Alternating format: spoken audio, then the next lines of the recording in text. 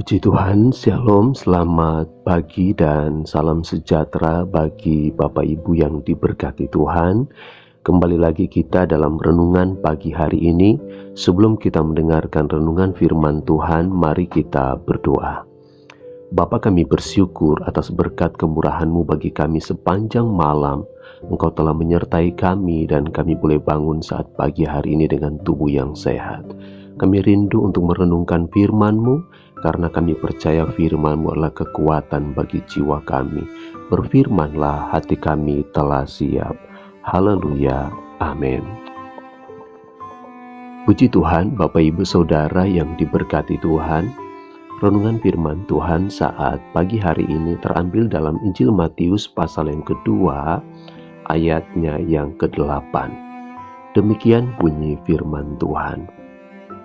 Kemudian ia menyuruh mereka ke Betlehem, katanya, "Pergi dan selidikilah dengan saksama hal-hal mengenai anak itu, dan segera sesudah kamu menemukan dia, kabarkanlah kepadaku supaya aku pun datang menyembah dia."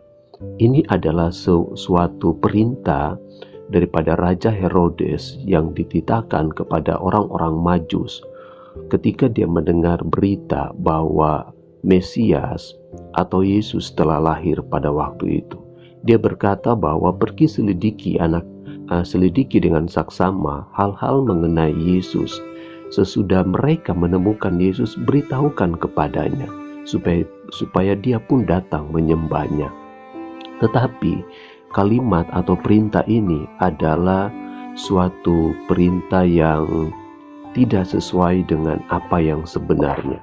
Karena dikatakan pada ayatnya yang ke-16 sampai ayat yang seterusnya, ketika Raja Herodes ini mengetahui bahwa dia telah diperdayakan oleh orang-orang Majus, ia sangat marah.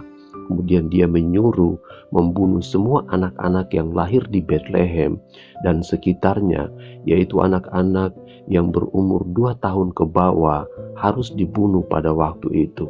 Dan kita melihat bahwa ini adalah suatu perintah yang saya katakan bahwa yang tidak sesuai dengan apa yang dia katakan untuk menyembah dia. Penyembahan yang diakhiri dengan pembunuhan adalah suatu ibadah atau penyambutan Yesus yang saya katakan bahwa begitu luar biasa jahatnya yang dilakukan oleh seorang Raja Herodes ini. Dan tentunya ayat ini mengingatkan kepada saya dan saudara tentunya sebagai orang-orang percaya bahwa dalam hal ibadah kita, dalam hal kita menyembah Tuhan, kita bukan hanya sebuah perkataan semata, bukan hanya sebuah kata-kata supaya seperti yang dilakukan oleh Raja Herodes, supaya popularitasnya tidak pudar pada waktu itu, atau dia khawatir cemas kedudukannya akan tergantikan. Tetapi memang ibadah atau menyembah Tuhan itu harus dengan sungguh-sungguh. Nah, saya ingin sampaikan 3 pesan dari renungan pada saat pagi hari ini dari kisah yang kita baca tentang Herodes ini, bahwa kita harus memiliki sikap hati yang menyembah Tuhan dengan sungguh-sungguh.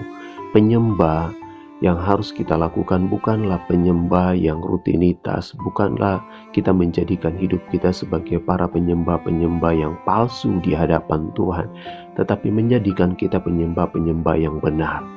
Mengapa ada penyembah-penyembah yang palsu seperti yang terjadi dalam Injil Matius pasal 2 ini, yaitu terjadi kepada Raja Herodes ini? Yang pertama, yaitu karena Herodes tidak mengerti tentang firman atau nubuatan tentang kelahiran Sang Juru Selamat, yaitu Sang Mesias. Ayat yang ketiga sampai ayat yang kelima, dia memerintahkan kepada ahli-ahli kitab untuk menyelidiki apakah benar apa yang dikatakan oleh orang-orang Majus tersebut. Dan ketika mereka membaca nubuatan para kitab-kitab, ternyata benar apa yang disampaikan oleh orang Majus. Maka demikian juga dengan kehidupan saya dan saudara. Kenapa ada para penyembah-penyembah palsu Saya mau katakan pada bagian yang pertama di renungan Natal kita pada kali ini, bahwa ada begitu banyak orang-orang percaya, mungkin orang-orang Kristen yang tidak mengerti Alkitab, yang mereka tidak mengerti firman Tuhan, yang mereka tidak mengerti siapa itu pribadi Yesus yang sesungguhnya. Dia adalah anak Allah. Dia berkata bahwa akulah jalan, kebenaran, dan hidup. Tidak ada seorang pun yang pergi ke rumah Bapa tanpa melalui Dia. Jadi berikanlah penyembahan yang benar di hadapan Tuhan. Kita menyembah Dia bukan karena sebuah rutinitas kita terlahir sebagai keluarga Kristen, tetapi kita rindu memang benar untuk memuji dan memuliakan nama Tuhan. Kita harus menyelidiki, kita harus mengetahui setiap isi-isi kebenaran firman Tuhan, agar ibadah kita itu layak dan berkenan di hadapan Tuhan. Yang kedua, kenapa ada penyembah palsu? Yaitu karena Raja Herodes tidak ingin popularitasnya hancur, sehingga menjadikan ibadah itu sebagai kedok semata. Karena dia tidak ingin kedudukannya terlengser, karena dia tidak ingin popularitasnya jahat di mata masyarakat yang ada, sehingga dia berkata baik kepada orang-orang Majus supaya pergi selidiki, dan dia pun akan datang menyembahnya. Tetapi pada akhirnya justru dia melakukan pembantaian anak-anak yang berumur 12 tahun ke bawah. Maka demikian juga dengan kehidupan saya dan saudara, bahwa jangan menjadikan ibadah itu sebagai tameng, sebagai kedok untuk kita bersembunyi di balik setiap popularitas kita. Saya mau katakan saat pagi hari ini, mari kita beribadah menyembah Tuhan dengan sikap hati yang sungguh-sungguh di hadapan Tuhan. Bukan karena popularitas, bukan karena kedudukan. Kita melayani, kita mengasihi Tuhan memang benar-benar hanya untuk memuji dan memuliakan Tuhan. Bukan karena situasi, bukan karena keadaan yang mengharuskan kita untuk menyembah Dia, tetapi benar-benar hidup kita yang rindu untuk menyembah dan memuliakan Tuhan. Yang ketiga, kenapa ada para penyembah-penyembah palsu? Karena ada sikap hati yang tidak benar.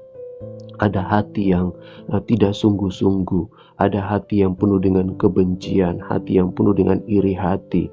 Ada hati yang tidak bisa mengampuni, ada hati yang tidak bisa merendahkan diri, ada hati yang sombong, hati yang angkuh di sana. Sehingga ibadah itu bukan merupakan satu ibadah yang menjadi dupa yang berbau harum di hadapan Tuhan, tetapi ibadah itu hanyalah sekedar sebuah rutinitas semata. Hati-hati Bapak Ibu Saudara yang diberkati Tuhan, berilah sikap ibadah kita yang benar di hadapan Tuhan. Karena ingat firman Tuhan berkata, Allah melihat hati kita, Allah melihat kehidupan kita di hadapan Tuhan. Pendeta atau orang lain hanya melihat secara fisik apa yang kita buat, tetapi tidak bisa melihat hati dan pikiran kita. Tetapi lihat bahwa Allah melihat hati, dan apa yang ada dalam hati, apa yang ada dalam pikiran kita, semuanya diketahui oleh Allah. Oleh sebab itu, dalam ibadah kita kepada Tuhan, berilah ibadah yang benar-benar menyenangkan hati Tuhan. Puji Tuhan, ini yang menjadi renungan kita saat pagi hari ini. Biarlah renungan ini mengingatkan kepada saya dan saudara untuk menjadikan ibadah kita itu lebih sungguh-sungguh di hadapan Tuhan. Menjadi para penyembah-penyembah yang benar, pribadi-pribadi yang menyembah Allah di dalam roh dan kebenaran. Puji Tuhan, kita berdoa bersama-sama untuk renungan firman Tuhan. Terima kasih Bapa di surga, terima kasih. Kami diingatkan melalui renungan firman Tuhan dalam tema Natal kami pada saat pagi hari ini, bahwa kami harus memberi penyembahan yang benar di hadapan Tuhan. Penyembah-penyembah yang menyenangkan hati-Mu, penyembah-penyembah yang memuliakan Engkau, yang menghadirkan Engkau dalam kehidupan kami semua. Terima kasih Bapa, terima kasih kami diingatkan melalui kebenaran firman-Mu. Kuatkan, teguhkan iman percaya kami, agar kami semakin teguh di dalam Engkau. Berkatilah seluruh umat kepunyaan-Mu pada saat pagi hari ini.